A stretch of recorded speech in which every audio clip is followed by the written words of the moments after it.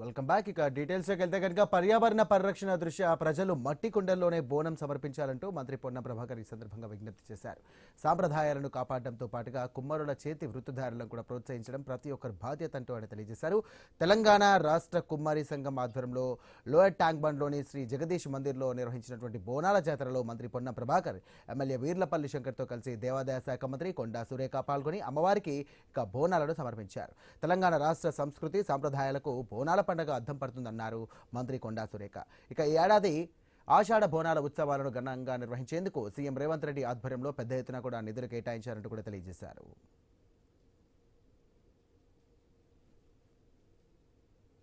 కుండ ప్రకృతి మట్టితో తయారయ్యే బోనముతోటి అటు పర్యావరణాన్ని ఇటు కుల వృత్తిని ప్రోత్సహించినట్టుగా ఉండడానికి తెలంగాణ బోనాల సందర్భంగా ఈరోజు కుమ్మరులంతా మట్టి బోనాన్నే వాడాలి అనేటువంటి నినాదంతో లేయర్ ట్యాంక్ బండ్లో పెద్ద ఎత్తున మట్టి కుండల బోనాన్ని చేస్తున్నారు.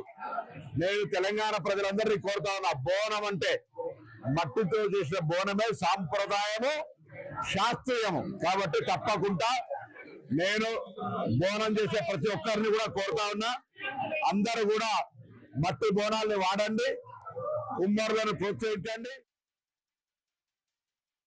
గోల్కొండ నుండి ఆషాఢ బోనాల ఉత్సవాలు హైదరాబాద్ లో రంగరంగ వైభవంగా ప్రారంభించడం జరిగింది. మన ముఖ్యమంత్రి గారు పూర్తి సహకారం అందించి కావలసినంత ఆర్థిక బలాన్ని కూడా మాకు ఇచ్చి మరి హైదరాబాద్ అంతా కూడా పెద్ద ఎత్తున బోనాలు జరుపుకునే అవకాశం కల్పించారు.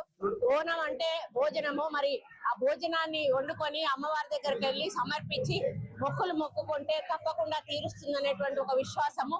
పూర్వకాలంలో ఒక గ్రామం మొత్తానికి ప్లేగు వ్యాధి వచ్చినప్పుడు వాళ్ళు ఒకటే మొక్కుకున్నారు, అమ్మ తల్లి నువ్వు మా ప్లేగు వ్యాధిని తగ్గిస్తే నీకు బోనం